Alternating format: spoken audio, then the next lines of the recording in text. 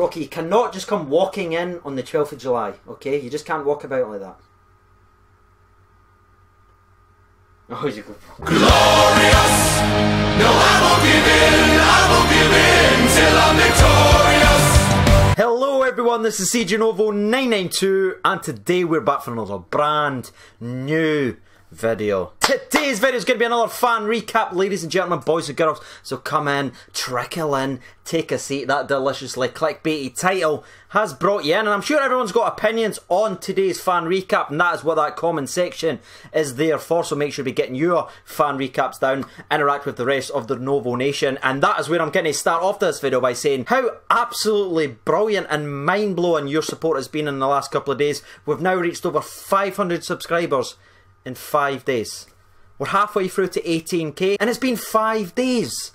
That's just mental. Thank you so much for that. I do greatly appreciate it. And of course, if you're not subscribed yet and you want to, you know what to do by now. Just go create an account and hit that subscribe button. It definitely helps me out, helps the rest of the nation out, and again opens up doors for the future. But back to the game of football itself. Now, Rangers did win 2-0 at home. They kept the clean sheet, which on paper might say, you know what, at least there's some progress from last year. Still doesn't feel right saying that word, does it?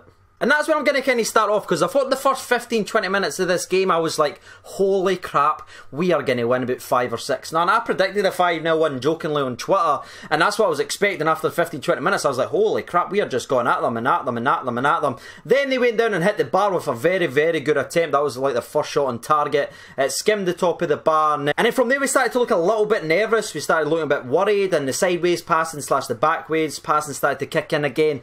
The full frontal assault kind of slowed for about 10 minutes or so, but again we slowly rebuild the momentum, and it was just chance after chance after chance. I think there was a 6 or 7 minutes window in the end of that first half where we created about 4 or 5 goal scoring opportunities. Morelos had 2 gilt-edged chances with headers. Windass had a chance in the first half. Don't worry, we're going to speak about the second half as well, but all in the first half where we should have just put this game to absolute bed.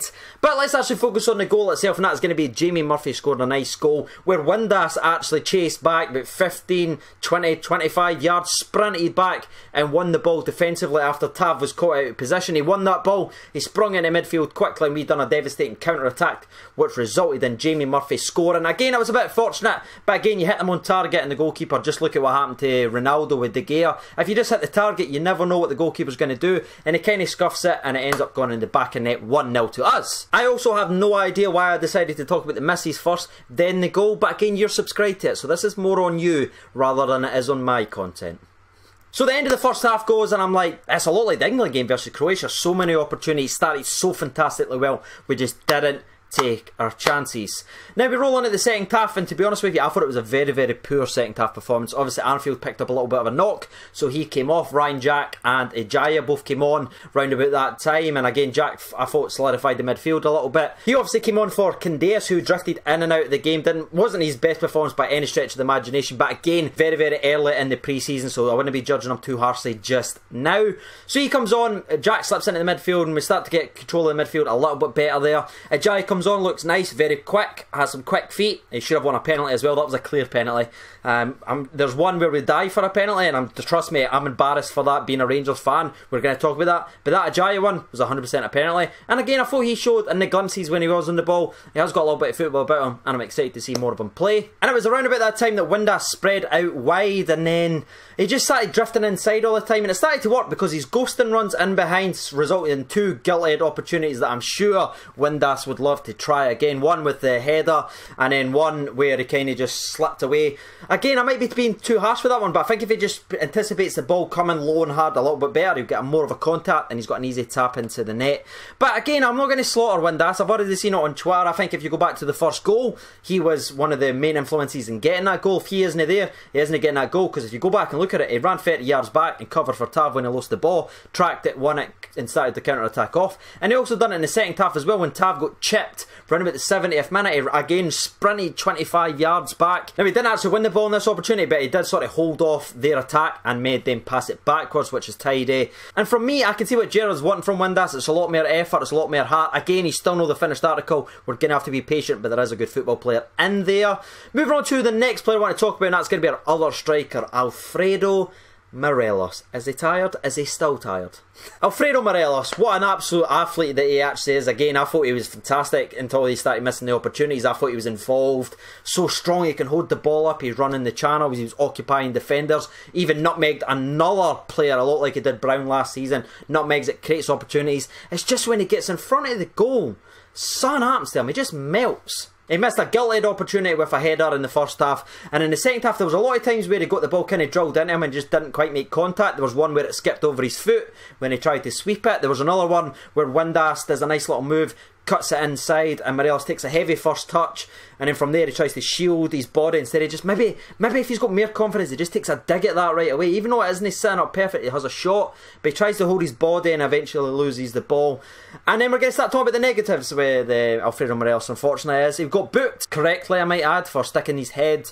Like, it wasn't nothing cynical or anything, he just kind of leaned his head into the goalkeeper. Fair play to the goalkeeper, if he had dropped there he could have been sent off, but the guy stood up and was just like, what are you doing? So he picked up a yellow card for that, and then a couple of minutes later he did dive, where the guy had a light, like, sort of tug of his jersey, and then even if he was making contact with his jersey, why did Morelos do this? Why was his feet like this? Like, I just didn't get it. Come on, Morelos, you're so strong, you're so athletic. You didn't go doing like that, just cradle the ball. You still had the opportunity to get the ball there. You hadn't lost it, but you just decided to flop like a fish. And again, that was quite embarrassing to watch. And we're actually quite lucky they didn't get sent off, because if the referee believed that to be a dive, like he did believe, he should have been setting yellow card and should have been sent off. So that one was a bit frustrating. So again, there is still a lot of work with Windass and Morelos. Both of them are not the finished articles. They've both got their strong points, but again, still a lot of work to go there.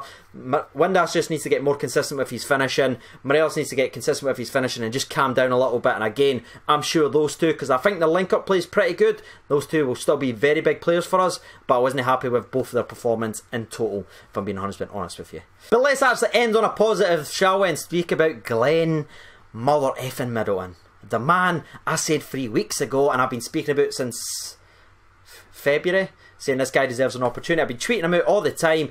He's just brilliant. He's even surpassing my expectations how quickly he's taken it. He only played about 8 or 9 minutes again today, but you just saw what he wants to do. He wants to get the ball, he wants to run wide, and he wants to cross the ball. No cutting back, no passing back, none of that, no cutting inside and trying to beat people. No, runs out wide, B's a winger, an out-and-out winger. Maybe the most out-and-out winger we've had since Neil McCann. Some of the older people will make sure to be letting me know down below what they think about that comparison.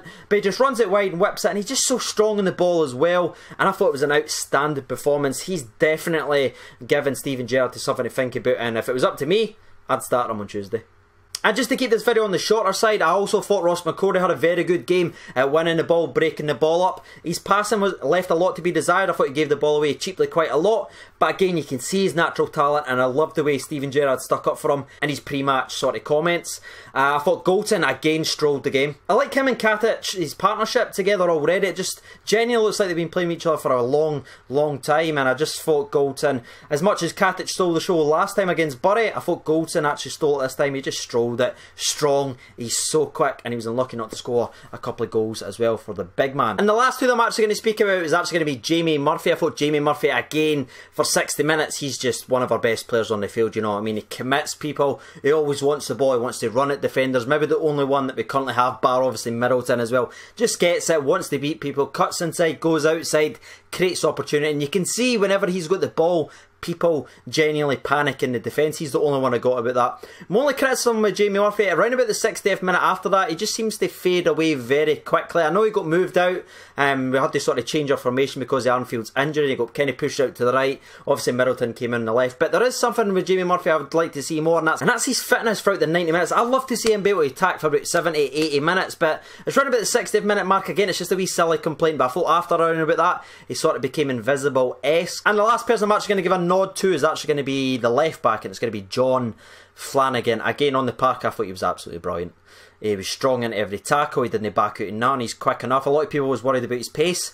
I didn't see what's anything to worry about. Again, he's very vocal as well. You can literally hear him screaming at the defence. He's got a great little partnership already with Jamie Murphy as well. I thought they were in, like their wee passes were working very sharply. And I'm going to be honest with you, I'm going to ask you a question right now. From what you've seen John Flanagan, Him or Declan John, who would you rather have at left back? I think that's tight, and I genuinely do. For me right now, I'm leaning towards Flanagan because he's more defensive, and I think as we play better teams, we're going to need that defensive side more than we are going to need the attacking side. Now we've got a wee bit more flair in the middle of the park.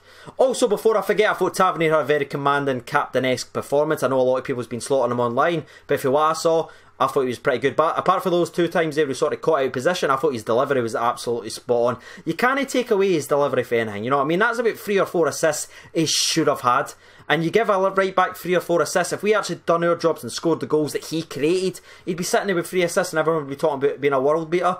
But again, because he didn't get those assists, to say he played bad, I think that's fair. He created the chances, the strikers just didn't take them, so I'm still going to give Tavernier, Captain Tav, the credit for that one. But that's actually going to be my fan recap of the game. We've obviously got Twitter to read out, but before we do that, ladies and gentlemen, boys and girls, it's time for the sponsor break. So grab your refreshments. It's the Mandarin Cup of Destiny with the Mandarin shirt. 3, 2, 1, sponsor break!